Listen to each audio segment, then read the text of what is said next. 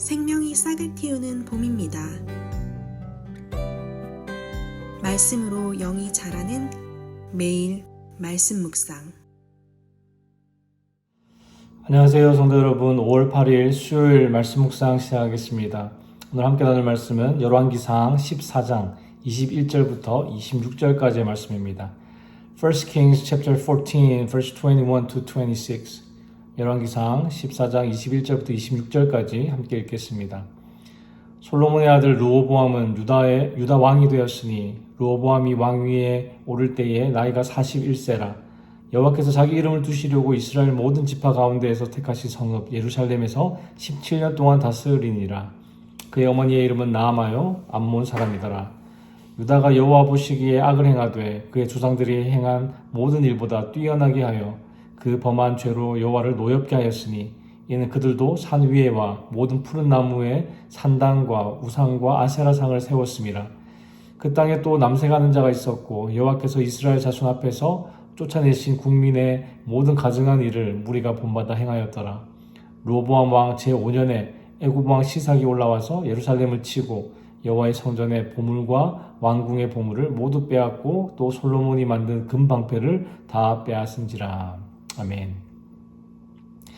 아이가 태어나면 삶의 초기 3년에서 5년 정도 기억을 하지 못하는데 그것을 유아 기억 상실증이라고 합니다. 거의 모든 사람에게 나타나는 흔한 현상인데요. 그래서 사람이 떠올릴 수 있는 생애의 최초의 기억은 대략 3살부터 3살 반 정도에 형성된다고 합니다. 제가 지금 기억하는 제 생애의 최초의 기억은 한 4살 정도 되는 것 같습니다. 그런데 그 기억이 별로 좋은 기억이 아닙니다. 물론 파편적으로 기억이 나는데 유치원에 등원을 해서 옷과 가방을 벗어놓는 공간에 여러 친구들이 함께 있었습니다.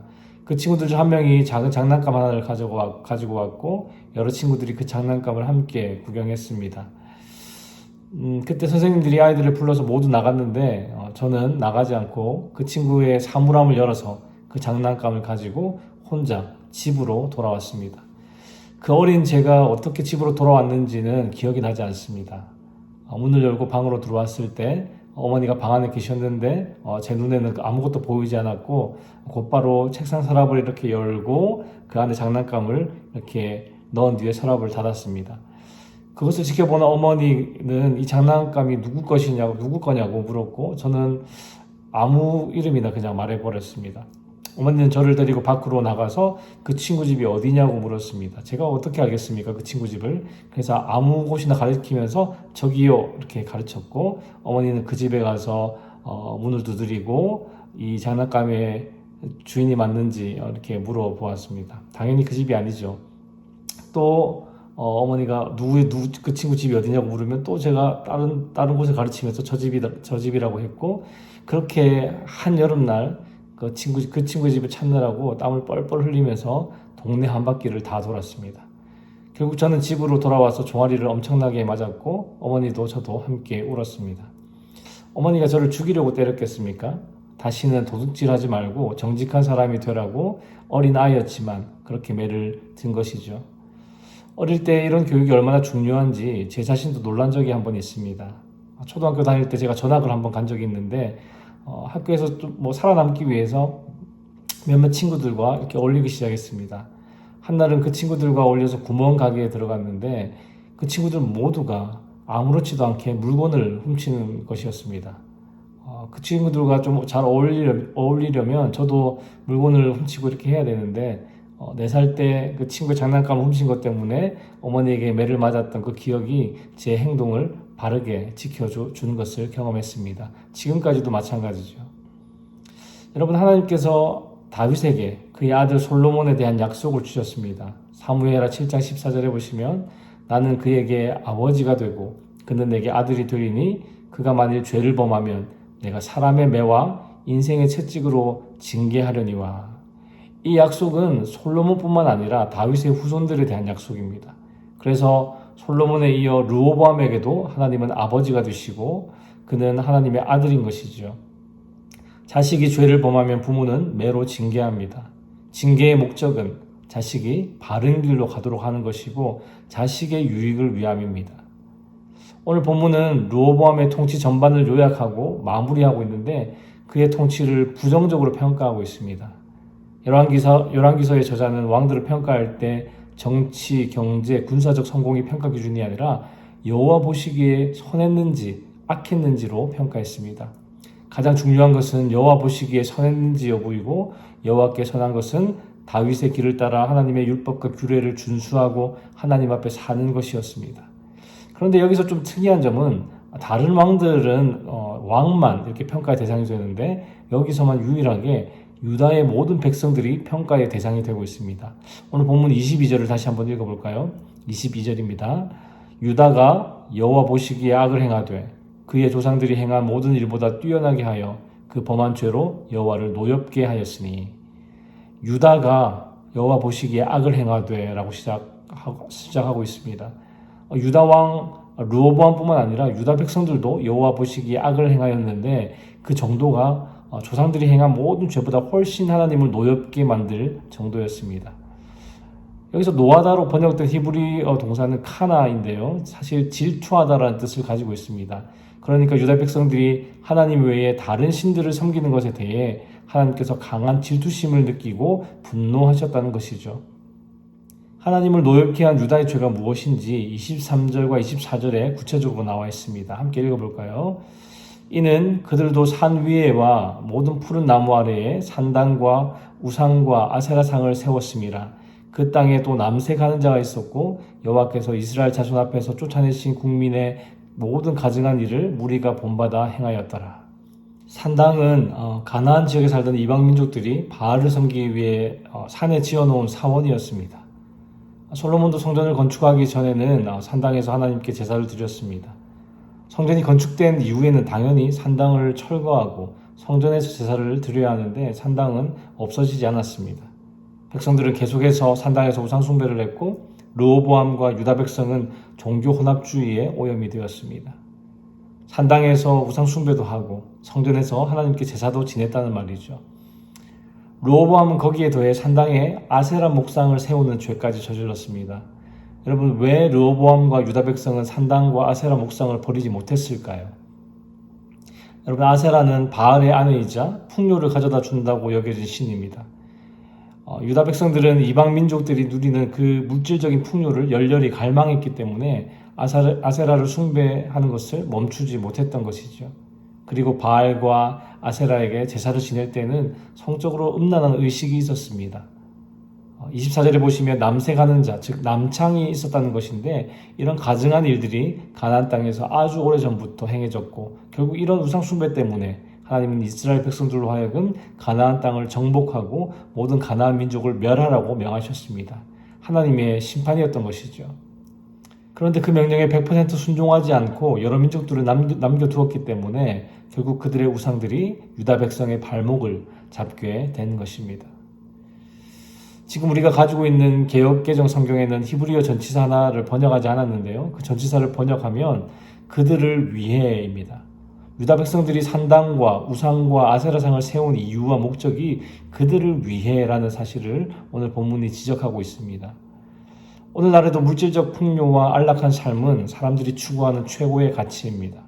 만약 우리가 외적으로는 하나님을 섬기는 하나님의 백성이라고 말하면서도 내적으로 여전히 세상의 풍요를 갈망하며 우리의 시간과 수고를 모두 그곳에 소진하고 있다면 우리 또한 여호와 보시기에 악을 행했던 유다 백성들과 다를 바가 없는 것이죠. 예수님도 돈과 하나님을 동시에 섬길 수 없다고 분명하게 말씀하셨습니다. 물론 우리가 살아가는데 돈은 반드시 필요하고 하나님도 그것을 아십니다. 그러나 우리의 온 마음이 세상의 풍요를 갈망하고 있다면 하나님은 질투를 느끼시고 분노하십니다.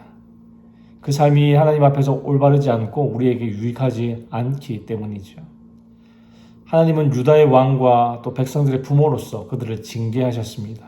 25절과 26절 함께 읽어보겠습니다. 르호보암 왕 제5년에 애굽의 왕 시삭이 올라와서 예루살렘을 치고 여호와의 성전의 보물과 왕궁의 보물을 모두 빼앗고 또 솔로몬이 만든 금방패를 다 빼앗은지라. 성경에서는 이집트 왕들에 대한 호칭을 바로라고 간단하게 언급하고 있습니다. 우리가 잘 아는 파라오를 바로라고 번역한 것인데요. 오늘 본문에 나오는 이 시삭은 성경의 이름이 언급되는 최초의 이집트 왕입니다. 시삭은 여로보암이 솔로몬을 피해 애굽으로 도망갔을 때 그에게 피난처를 제공했던 왕이지요. 그렇게 했던 이유는 이스라엘의 분열을 위해서였고, 실제로 이스라엘이 분열되었을 때 약화된 그 남유다 왕국을 침공했습니다. 르호보암은 나름대로 성들을 요새화하면서 이집트의 위협에 대비를 했습니다. 이 요새들을 살펴보면 유다의 서부와 남부를 둘러싸는 활 모양으로 배치가 되어 있는데 남쪽에서 다가오는 이집트의 위협을 막기 위한 것이었습니다. 그리고 각 성마다 양식과 기름과 술을 저장해 전쟁을 준비했다는 것이 발굴을 통해서 드러나기도 했습니다.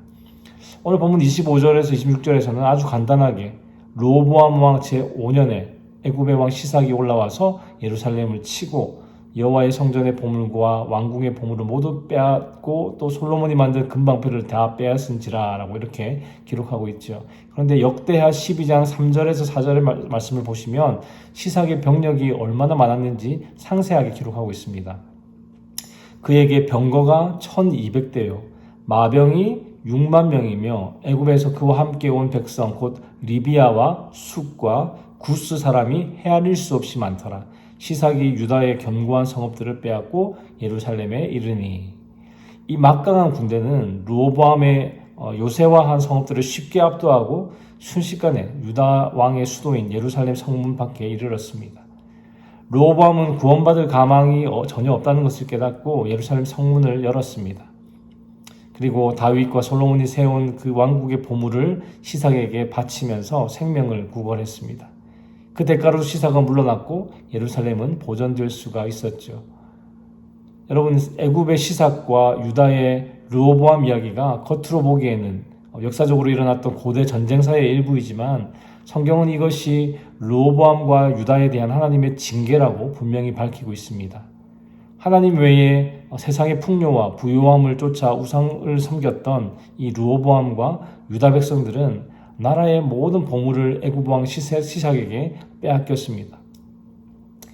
저희 집 아이들이 가끔 학교 다녀와서 아이패드로 게임을 하는데 저하고 아내가 집에서 이렇게 막 바쁘게 일을 하다가 깜빡하고 아이들을 확인하지 않으면 몇 시간이고 이 아이들이 아이패드를 들고 게임을 하고 있습니다. 스스로 게임을 어느 정도만 하고 뭐 책을 읽는다든지 또 장난감을 가지고 논다든지 하면 좋은데 아무것도 안 하고 게임만 하고 있으면 당연히 저나 아내는 아이들의 아이패드를 빼앗죠. 마찬가지로 우리가 살아가는 데 있어서 필요한 여러 가지들이 있지만 우리가 하나님보다 그것을 더 사랑하고 거기에만 빠져 있으면 하나님은 우리를 위해서라도 그것을 빼앗아 가십니다. 그것이 돈이든 명예이든 건강이든 인간관계이든 하나님께서 언제라도 우리에게 다시 주실 수 있는 그런 것들에 우리의 마음을 빼앗겨 정작 하나님을 바라보지 못하는 실수를 범하지 말아야 할 것입니다. 사랑하는 성도 여러분, 우리가 어떤 신상을 만들어 거기에 절하는 것만 우상 숭배가 아니라 하나님보다 더 사랑하고 더 신뢰하는 것이 우리의 우상입니다.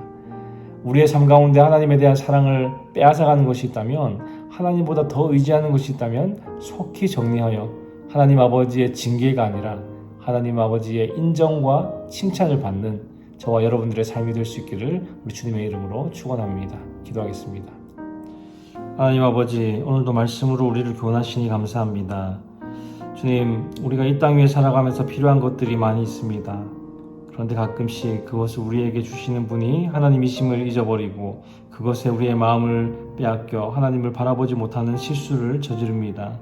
주님, 우리의 연약함을 용서하시고 그 무엇보다 하나님을 사랑하고 하나님을 의지하는 우리의 삶이 되어 아버지의 인정과 칭찬을 받는 삶을 살아갈 수 있도록 인도하여 주시옵소서. 주님, 오늘 하루도 주께서 주시는 힘과 은혜로 살아가기 원합니다. 주의 도우심으로 승리하는 하루 되게 하여 주시옵소서. 감사를 드리며 예수 그리스도의 이름으로 기도하였습니다. 아멘. 수요일 기도 제목으로 함께 기도하시겠습니다.